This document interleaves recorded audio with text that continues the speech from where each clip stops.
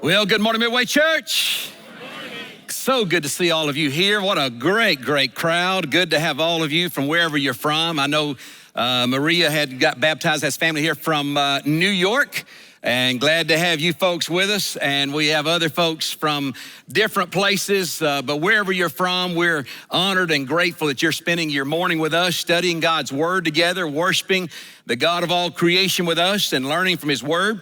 My name is Todd Wright. I'm one of the pastors here, and it has been a great joy and honor and privilege to preach God's Word here for many years. I say that for those of you who are newer, or maybe this is your first time, to put everything in context. I am in my last days as a lead pastor here at Midway Church. I'm in my 30th year here, and it has been absolutely phenomenal. The journey, the stories, the life change, the seasons, the ebb and flow of life that we've been able to do together, and it's a great, great joy. I'm also preaching from my original Bible my parents gave me when I was 8 years of age, just a little sentimental. I read through this Bible. The first time I read through the Bible was in this Bible. First sermon I ever preached was from this Bible. First wedding I ever performed, the first sermon I ever performed, first baptism I ever performed, so many different things. And I'm a firm believer in starting well, but I'm even a greater believer in finishing well. And I think there are intentional things that you and I can do. We all, in so many areas of our life, are going to know what it's like to start things. And it's so important to learn how to finish things and to finish things well. And we're in a season of finishing, which means we're in a season of transition and emotional shift because as I kicked off this series last week, some might have perceived that my last series as a teaching or as a lead pastor here would be maybe a little more heavy theological in its content, but God just stirred in my heart. I watched so many people derail through the years. I've watched people who at one time sang on this stage or played instruments. I've watched others who led life groups, others who served as deacons or elders or committee members. I've watched others who've been faithful leaders and faithful examples, and I've watched them derail. Much of that has been self-sabotage. Anybody know what I mean by self-sabotage? Have you ever sabotaged your own journey? We sometimes can sabotage our marriage, self-sabotage. We blame it on somebody else, but we can look in the mirror oftentimes. We can self-sabotage our relationship with our kids or our neighbors or with someone that we work with, and we're always very quick and prone to blame someone else.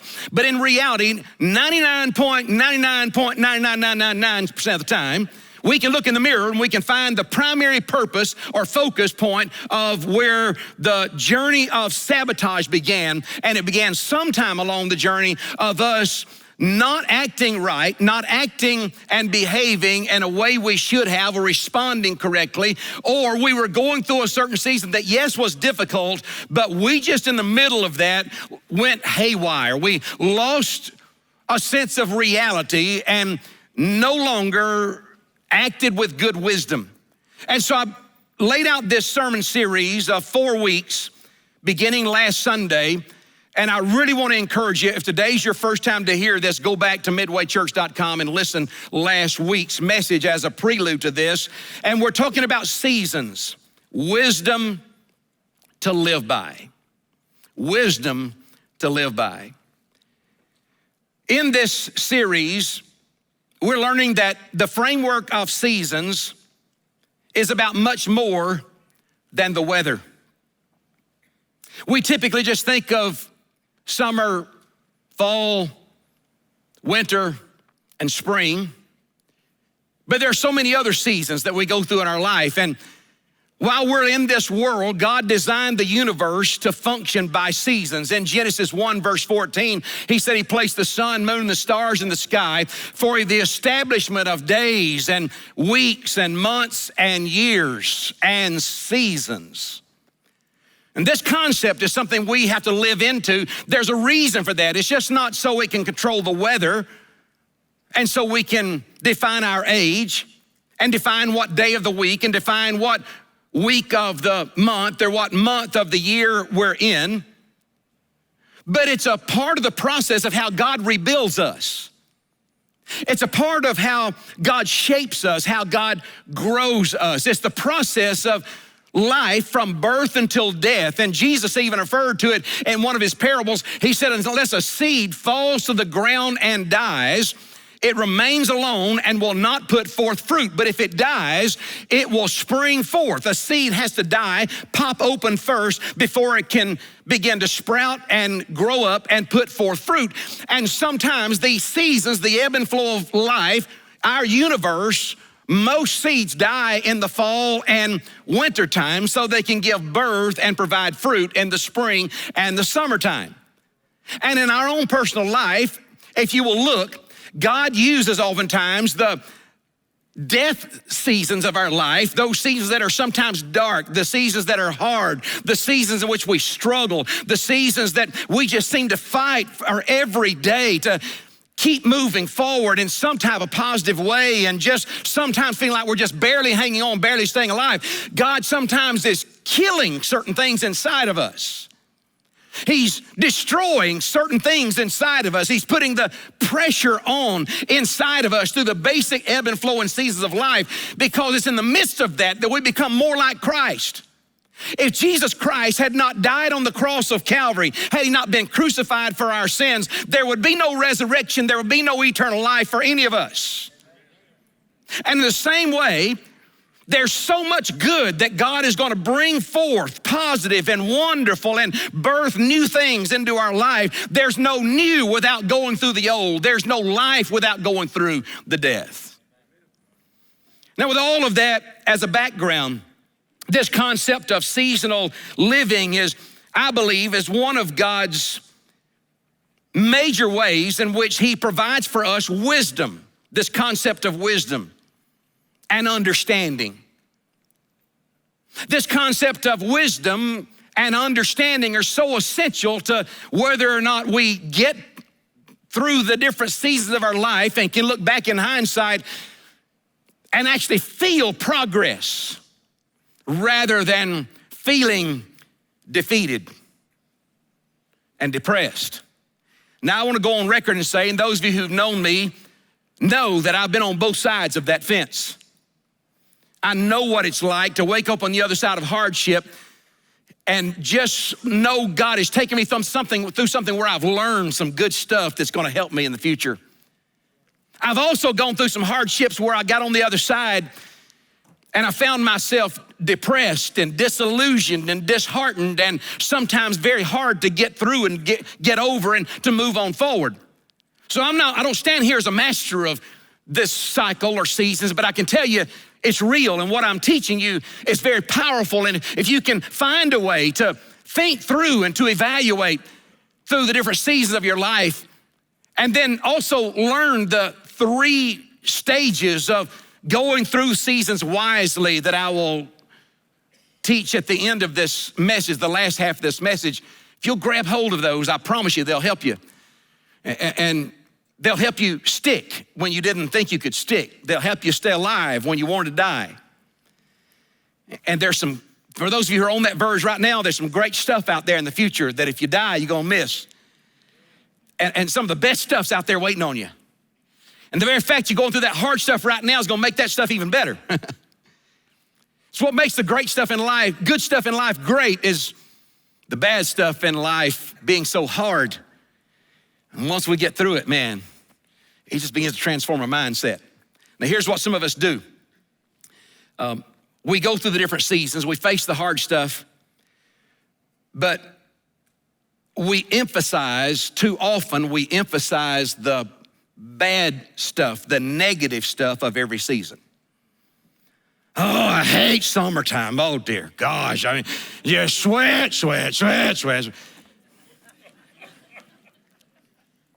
Fall, we only focus on the bad part of fall. Man, I loved it when the days were long and now they're getting shorter. I don't feel like I have any time for anything, and the leaves are falling off and the trees aren't as pretty. I mean, yeah, it's pretty for a second. I mean, they're red and yellow and green and all this kind of stuff for just a bit, and then disappears, and everything looking so dead. Wintertime. Oh, I'm so cold. My goodness. And the days are so short. I'm so depressed. And then springtime comes. Oh, dear Lord, this pollen. Oh, my goodness.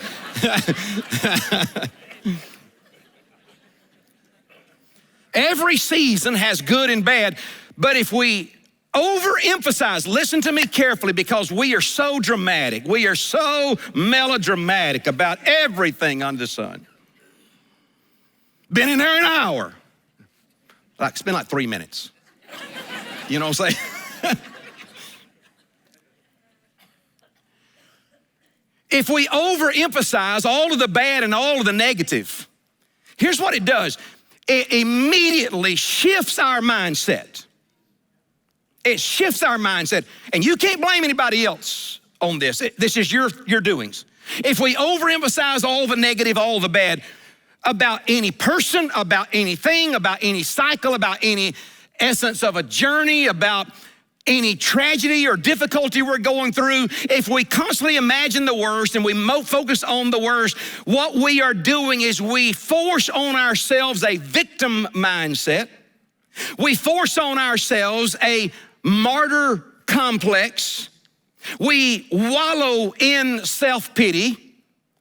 And before we know it, every relationship and connection that we have in community and people who are trying to walk alongside of us, we find ourselves constantly seeking sympathy from them because our life is so bad. We love it when somebody says, oh, I know it, I hate this part of it. I know it, I hate that.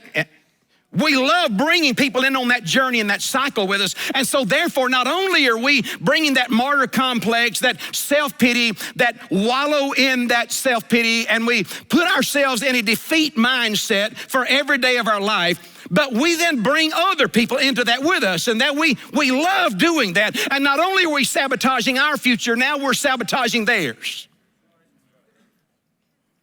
And we wonder why certain people all of a sudden don't want to be around us anymore when we really want their hugs and their sympathy and their empathy and tell us how bad things are.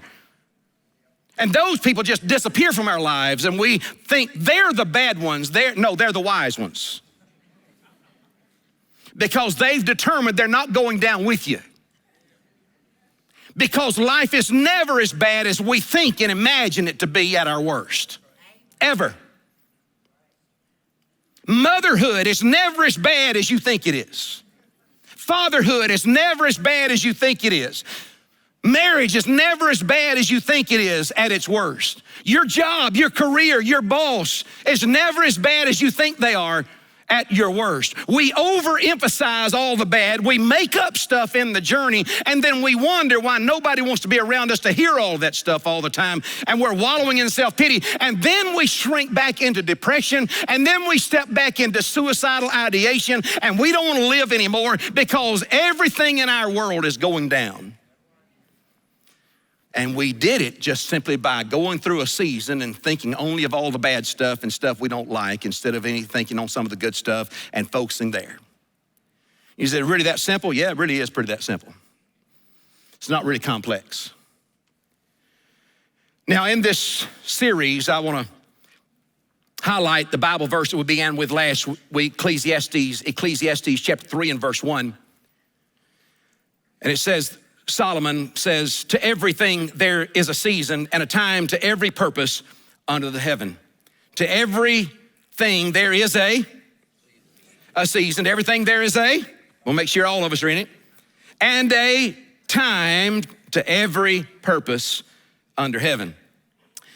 Today, I want to really make it practical, very practical for all of us. Number one, let's talk about types of seasons. In addition to the ones we know, autumn and or fall and winter and all that kind of stuff. Types of seasons. Number one is age seasons. These are real. Age seasons. We're sitting in the same room, but we're not all experiencing the same thing while we're sitting in the same room. We're sitting in the same room and hearing information, but we're all processing it based on what season we're currently in. A young person sitting in the room and they're thinking totally different than a person who's in their 60s or 70s or 80s. We hear differently. Some of it gonna make sense, some of it won't make sense. Why? Because we aren't there just yet, but we all filter it through who we are. Here's the age seasons. When I talk about the age seasons, I'm talking about the different stages of human development. Now, God, don't get all weird on me thinking scientific term, human development. God created human. You okay with that? He created us to grow. He created us to be children. He created us to be teenagers, and then young adults, and then old adults, and then die. Y'all all right? It's the way it is. Now, you can be a believer and study that. You can be a non-believer and study that, but it's not going to change the reality of what it all is. Human development is human development. The more you can grab hold of that and study it and understand it, better you're going to understand who you are and where you're going and how you can help those who are around you. So let's talk a little bit about human development. We typically just think of young life, midlife, and old life, all right? That's typically our simple mindset. But I've broken this down into 7 categories, primarily because they're in tens, and primarily because when we hit 20, there's a lot of difference between 19 and 20. Just one day, but a lot of difference. 19 to 20. Fact is, you're no longer a teenager. You've been a teenager for all those years. You're not gonna be a teenager more when you hit 20, and you feel it. There's a lot of difference between 29 and 30. Only one day, but a lot of difference. 29 and 30, you feel it when you hit 30. Some of you ladies have turned 30 like 6 times.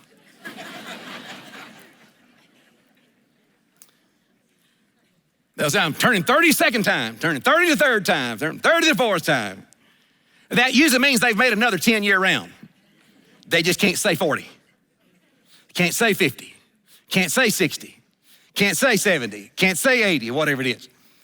Each one of those are seasons. These are age seasons. So let me give them to you and sort of what happens. Sometimes young people want to ask, am I doing this right? And I'm honored. We have such a great young adult ministry here at Midway Church. Folks in their late teens all the way up to 30-ish. Some married, some single, some married with children, and some haven't gotten married yet. Some are going to college, university somewhere. Some are finding careers and jobs and in the workplace. Man, we just have a great crop. And one of the challenges sometimes come up with those young adults is, am I doing this right? I don't want to ruin my 20s. I don't want to lose my 20s. I don't want to let them pass by without making them get, man, I so appreciate that. Such intentionality, so vitally important. But let me breeze through these so you understand some of the basics to do in these different years. I'll try not to spend too much time on these. Number 1 is birth to 12. I put those together because it leads up to 13, which is the teen years. It's sort of unique season all to its own. Birth to 12. These are the foundation years. It's in this season, birth to 12, that we change more than in any other season of our whole life. We go from about anywhere from 6 to 9 pounds. I was 7 pounds, 12 ounces. We go from about 6 pounds or 9 pounds in that range up to about 50 pounds to 120 at 12. I was a pretty good chunk at 5th grade, I promise you. My common phrase out here, people say, he gonna be a big boy. Massive change in our bodies, massive change. Our hormones, massive change. Our intellect, massive change. Our relationships, massive change. Our identity and understanding of who we are, massive change. Our linguistic skills, massive change. Our motor skills, massive change. You name it, it changes from the time we're born to the time we're 12, more than any other stage of our whole life. We sort of go downhill from there in our capacity to accomplish massive amounts of things. It's said in those first few years that our parents spend all their time teaching us how to walk and teaching us how to talk, and they spend the rest of our lives telling us to sit down and shut up. Number 2 is 12 to 20. 12 to 20. These are what we would call the transition years. While the first of the 4 foundation years, these are the transition years. We're transitioning into adulthood. Somewhere around 13, 14, 12 to 14, you know, a boy's voice goes from, Mama, can I get some milk? To Mama, can I get some milk? It's the transition years.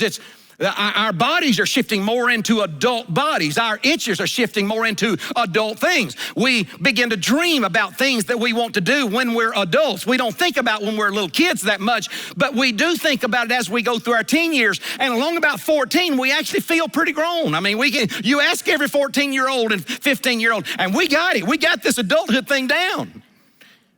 But we don't, but we think we got it. And we have those dreams that we want to accomplish in adulthood, 12 to 20. Our childhood, shifting all those kinds of things. Number 3 is 20 to 30.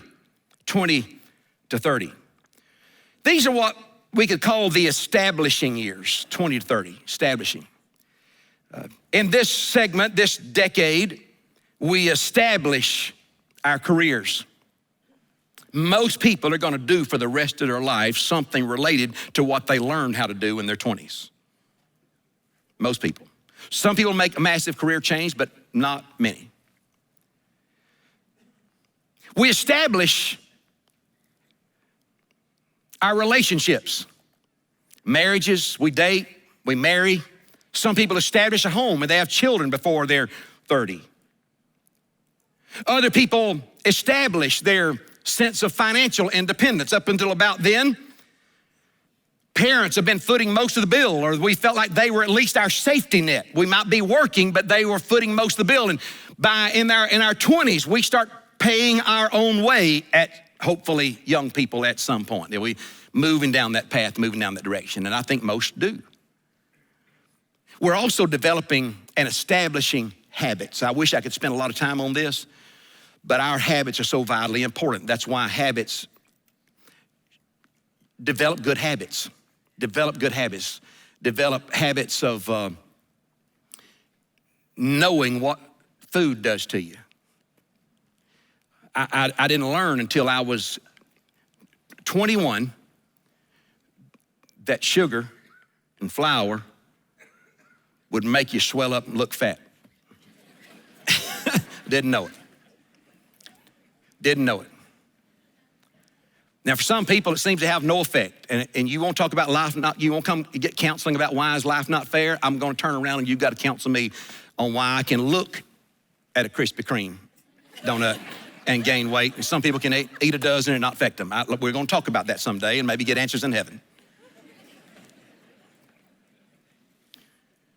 But habits, exercise habits, eating habits, relational habits, work habits, study habits, speaking habits, thinking habits, attitude habits, dress habits, appearance habits, bathing habits, learning habits. I could go on and on and on, but life is made up every day of our life, and you become, listen to me, you become the summation of the habits you carry out every day.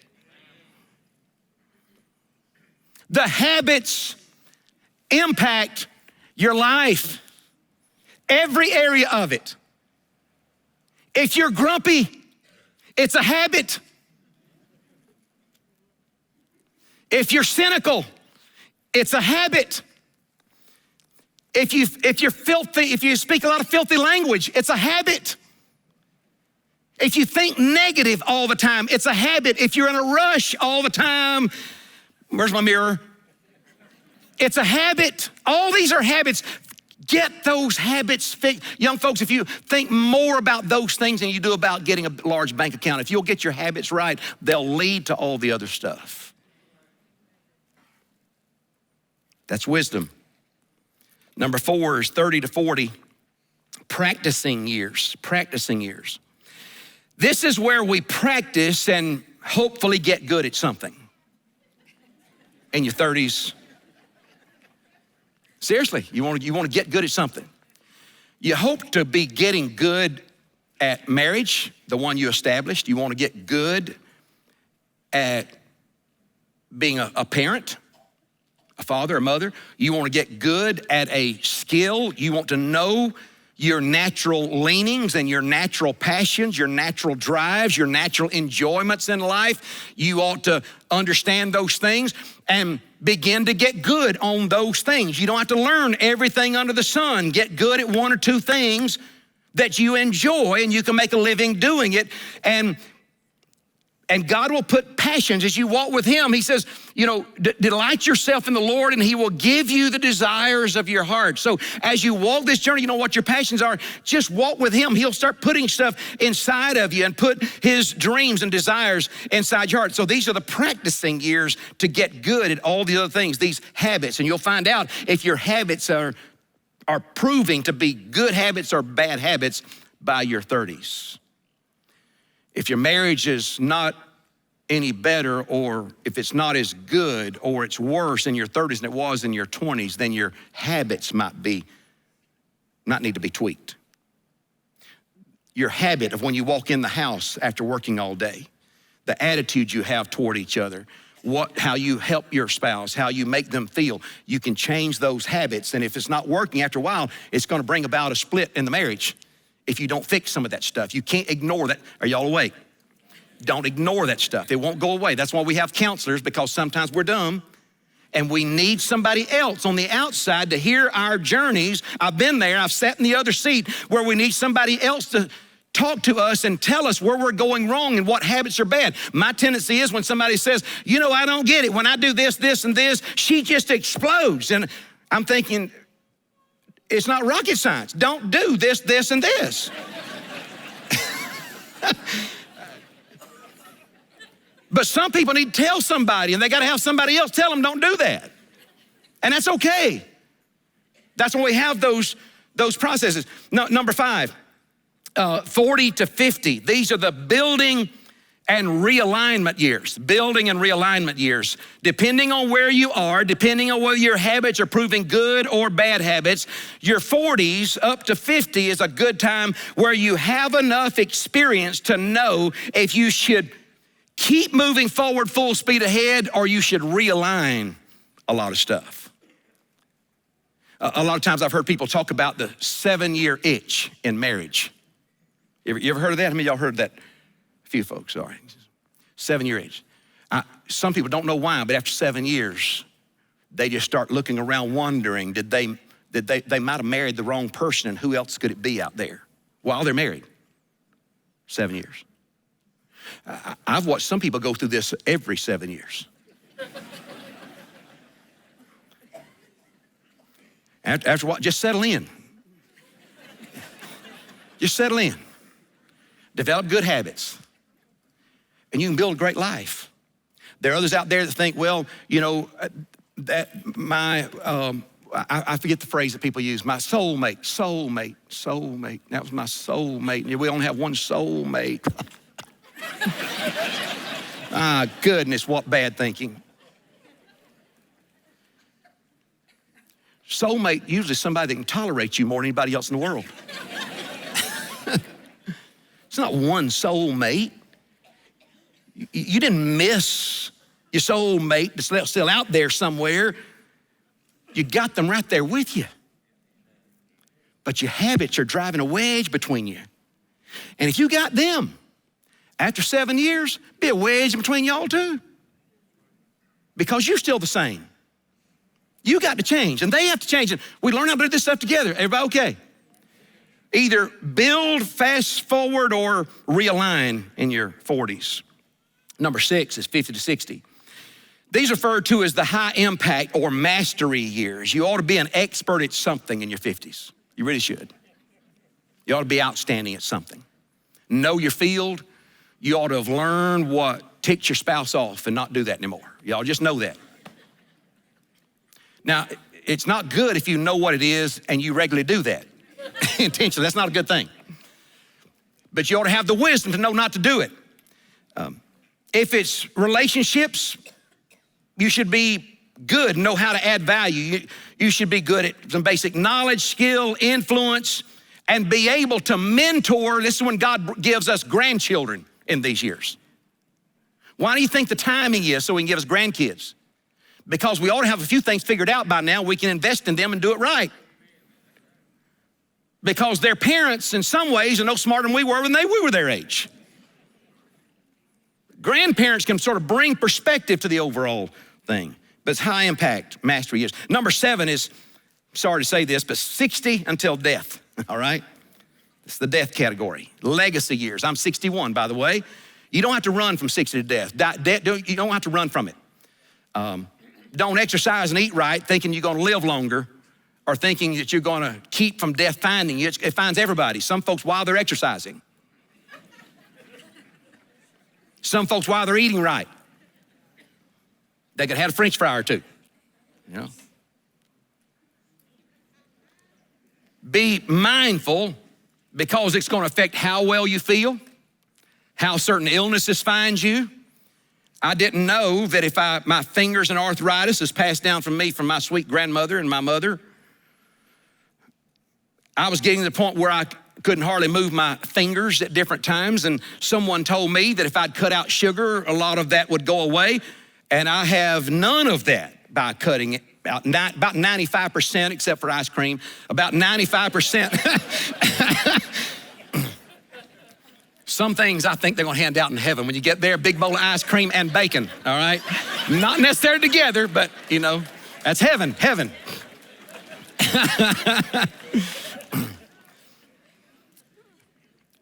But I had such inflammation build up in my body and flour, and there's a lot more understanding about those things today, and I feel better because of a lot of that.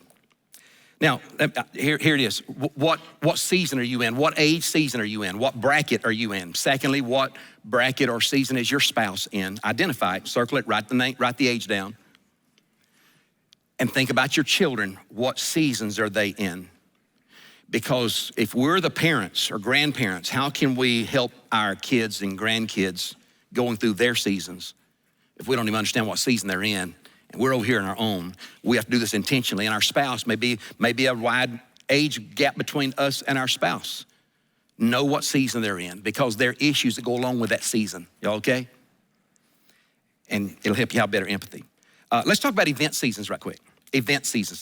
So types of seasons, age seasons, secondly, event seasons. Now, Ecclesiastes 3, verse 1 through 8, I read them last week. I won't read all of them now, but Solomon lists 28 event seasons. But it's not an exhaustive list. There are things like time to be born, a time to die, a time to plant and sow, a time to harvest, and a time to laugh, and a time to mourn. You remember that? Those are events, seasons of our life. Let me give you 7 more. And these are not exhaustive either, just some that we face. Number 1, when you go to college, that's a season for you. It's going off to college. It's a season for the parents. First time they've been off sort of on their own. That's a massive season. Number 2 is empty nest. Empty nest. When you've been all these years with your kids, your house has been loaded with children, and then all of a sudden it's silent. Both of our daughters got married within about 6 months of each other. Both of our birth daughters. Toya's still not married. But Hannah Olivia got married when back in 2011 and 6 months. And I oftentimes said we were really concerned about it. We cried for about a day or two, and then we looked around and we started laughing and been laughing ever since. It's really a beautiful life. But when it's happening, it's like, oh my goodness, are we ever gonna survive this? You can. Number 3 is divorce or marriage. Either one of those can be hard seasons. Marriage can be and should be a very celebratory time. But sometimes within 6 months, people are struggling, and it's a scary time, and they still got this stranger living in the house with them. And they struggle. I've watched it. I've watched other people go through a divorce, and it's very hard. They feel betrayed. Very hard for them. Sometimes they have children they're taking care of. Their identity was with that other person, especially if you've been married a long period of time. And these are hard seasons to go through. Those are realities. Number 4 is illness. Some people are facing lifelong illnesses. And the ebb and flow of that's difficult, doctor's appointments and so forth. 5, just children. Just having children. Sometimes we wonder, are they ever going to grow up? Is this ever going to change? Are they ever going to get out of that season? Are they ever going to be nice again? Are they ever going to be fun again? They go through this ebb and flow of adulthood and hormonal issues and all that kind of stuff. 6 is job. When you get it, that's a season. If you lose it, another season.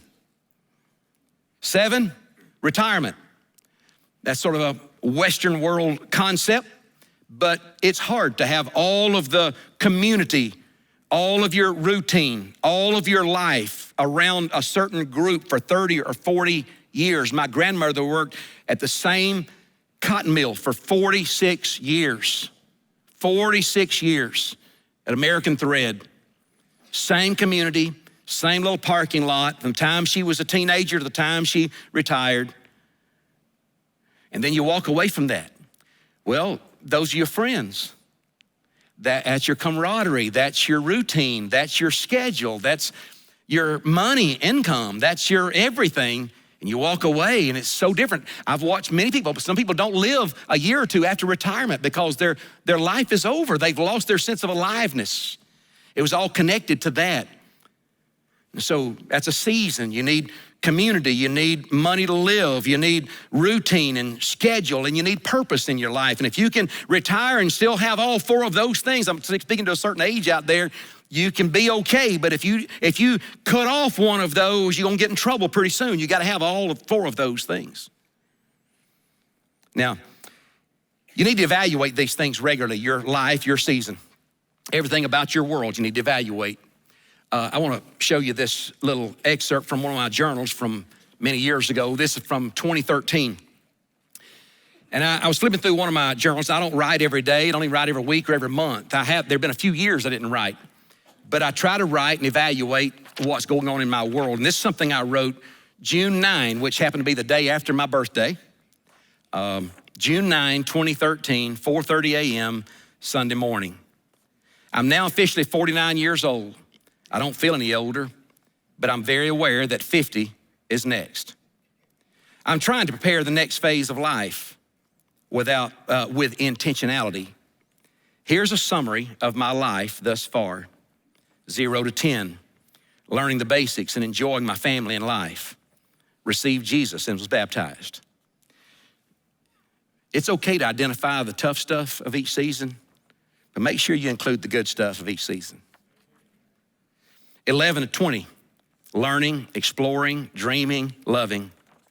Married Lisa. We got married 4 days after I turned age 18. She was 16. We have no regrets of getting married so young, even though your parents don't want to hear that. Surrender to ministry life. Surrender to ministry life. That happened before I was 20 years old. I was 19. Went off to college. 21 to 30, steps of faith, moved away from home. Pastor of Mount Zion Baptist Church. Hannah and Olivia were born. Richie died. Richie was my brother, just older than I. He was killed in a car accident, 32 years of age.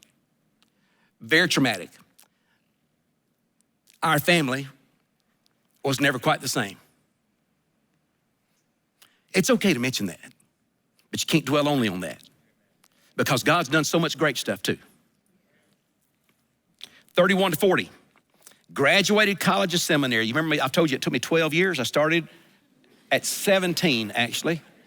31, graduate. What was that, 14 years? My goodness, my math's bad too.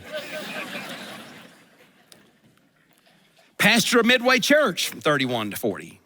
Fulfillment of dreams. Momo died, my last grandparent. 41 to 50, led Midway Church through major change. I talked about that in the series last week. Celebrated 25 and 30 years of marriage. Olivia and Hannah got married in 2011. I was age 46 and 47. Daddy died October 30, 2012. I was age 48 and Dad was 79. Midway's a big success. Published a book, Journeys, Transitioning Churches to Relevance. Age 51 to 60. I asked the question, what's next? Because all that was in the future. Sometimes we don't know what's next. Here's what I knew. Life is short. Number 2, time flies. Number 3, people and relationships have the greater value in life. And number 4, God is good, whether it feels like it or not. You see, that's a self-talk. I've tried to do that type of thing on a regular basis over the years, sometimes 2 or 3 times a year. And I really want to challenge you to do it. Because I've watched, the times I've gotten sidetracked is when I got tunnel vision and began to think that everything was going south, everything's going bad, I'm failing at everything, I'm no good at anything. Everything I touch goes wrong. God's not with me. Somewhere I've messed up. I've made a wrong turn. I've made a detour. Anybody else out there ever battled things like that? See, you got to turn the talk around. You got to turn the language around. Let me give you the last part of this sermon. My goodness, y'all not listening fast enough today. I'm gonna spend most of my time on this next Sunday anyway, but I want to give you an introductory to it. Here's the 3 stages of changing seasons wisely. Every one of these seasons you go through, this is the emotional process you're going through every time. You can't bypass this.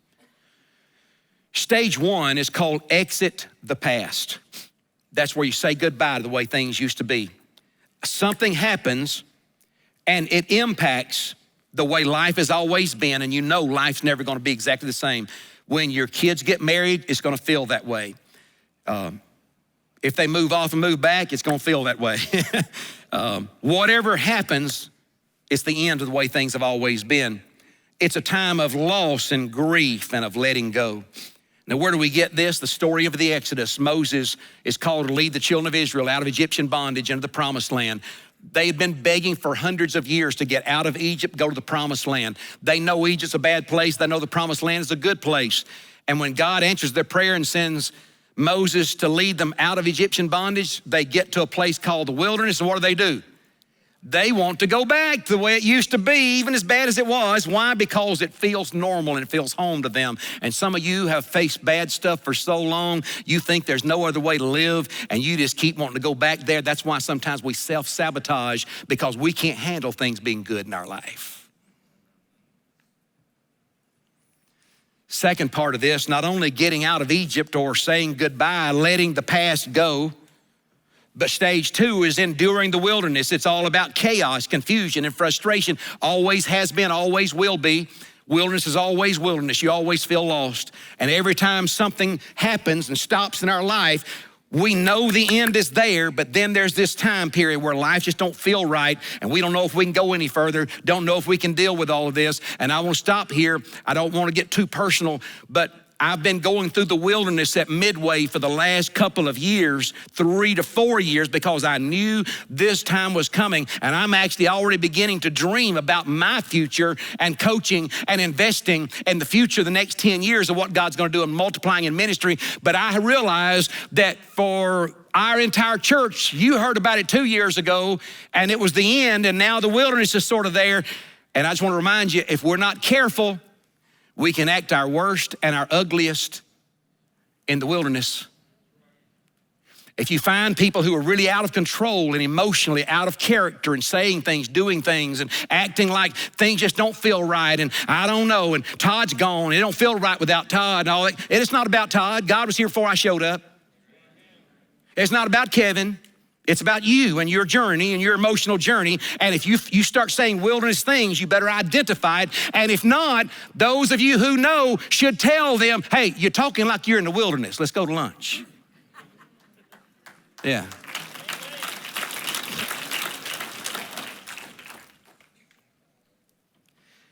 Number 3, enter the future. Enter the future. That's where you get through the wilderness, and you do. And you get to the promised land. It's all about adventure, new beginnings, and new identity. The last Bible passage that identifies this is Philippians chapter 3, verse 13 and 14. It's here on the screen. Let me just walk through it on the screen here. Here's what the Apostle Paul said. He said, brethren, I count not myself to have apprehended, but this one thing I do, what does that say? Forgetting those things which are where? Behind. That's that letting go. The end. The end. Let your past go. If you're 40, don't try to be 20. 25. That's not called midlife, that's called midlife crisis. Okay? You're not 20 something, you're getting old. Embrace it. Hair's falling out, and what hadn't fallen out is turning gray. Embrace it. You're never gonna look as good as you used to look. Bye. Forgetting those things which are behind, and what? reaching forth unto those things which are before or ahead. That's out there in the future. That's that future thing where we dream. Now, what's in between the two? What's the next one? Next verse. What's that word? I press toward the mark, the prize, the high calling God in Christ Jesus. That word press is the same concept as struggle, as fighting, as striving, forcing our way through a wilderness in between. And for our lives, that's the journey we go through when we shift age seasons every time. We press into our 40s. We press into our 50s. We press into our, so that's what happens when you get married and you give up certain things as a single person, you get married. That's what happens when somebody dies in your life that you love. Your heart breaks and it's the end. And then there's the wilderness. And then you begin to dream about a life even that they're not in, but you carry their memories with you. And I've had to do this with my parents. I've had to do this with brother. I've had to do this with grandparents. I've had to do this in my own personal life in so many different arenas. And I'll have to do it until the Lord takes me home. And you will too. So be wise in it. And self-reflect so you don't self-deconstruct and destroy and sabotage. And all God's people said? Let's thank God for his word.